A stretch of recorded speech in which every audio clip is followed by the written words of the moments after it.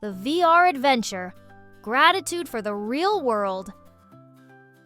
Ryan couldn't wait to dive into his VR game, where anything was possible.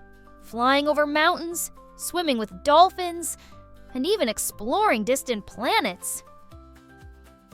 The virtual world was breathtaking, full of vibrant colors, magical creatures, and landscapes that seemed like they belonged in a dream. Zooming through the city, Ryan felt like a superhero. The VR game let him do incredible things that were impossible in real life.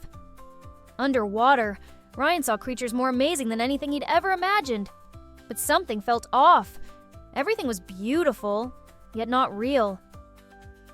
The trees were enormous, and everything felt larger than life. But Ryan began to miss the feel of real grass under his feet and the sound of birds chirping outside his window. Even though the VR world was full of excitement, Ryan started to feel a little empty inside. It didn't have the same feeling as being outside in the real world with his friends and family. Taking off his headset, Ryan saw the sunlight outside and heard birds singing. He realized that the real world had its own magic, even without the flashy effects. Stepping outside, Ryan felt the breeze on his face and saw a butterfly flutter by. It was simple, but it was real, and that made it special. Ryan told his parents all about his amazing VR adventure, but he also shared how much he had learned to appreciate the beauty of the world around him.